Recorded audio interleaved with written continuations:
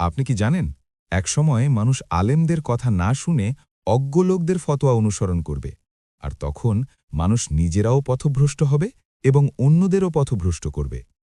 এই ভয়াবহ ভবিষ্যৎবাণী কে করেছিলেন? স্বয়ং আল্লাহর রাসূল সাল্লাল্লাহু আলাইহি ওয়াসাল্লাম। আব্দুল্লাহ ইবনু আমর ইবনুল আস রাদিয়াল্লাহু থেকে বর্ণিত, তিনি বলেন, আমি আল্লাহর রাসূল সাল্লাল্লাহু আলাইহি ওয়াসাল্লামকে বলতে শুনেছি, আল্লাহ তার বান্দাদের অন্তর থেকে ইলম তুলে নেন না, বরং আলেমদের তুলে নেন। যখন কোনো আলেম অবশিষ্ট থাকবে না, তখন মানুষ মূর্খদেরকেই নেতা বানাবে। তাদের জিজ্ঞেস করা হলে তারা না জেনেও ফতোয়া দেবে, ফলে তারা নিজেরাও পথভ্রষ্ট হবে এবং অন্যদেরও পথভ্রষ্ট করবে। বুখারী ৭৩০৭, মুসলিম ২৬৭৭, আহমদ ৬৫২১।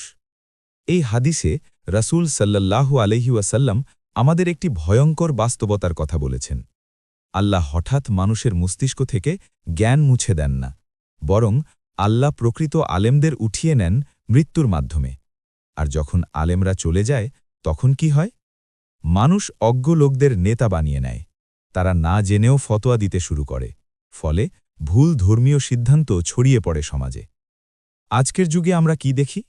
সোশ্যাল মিডিয়ায় হাজার হাজার মানুষ ইসলাম নিয়ে কথা বলে, কিন্তু সবাই কি আলেম? সবাই কি কুরআন হাদিস জানে? অনেকে না জেনেই ফতোয়া দেয় যে এটা হারাম, ওটা বিদাত, এটা কুফরি। ফলে মানুষ বিভ্রান্ত হয়, কেউ দিন ছেড়ে দেয়, কেউ ভুল পথে চলে যায়।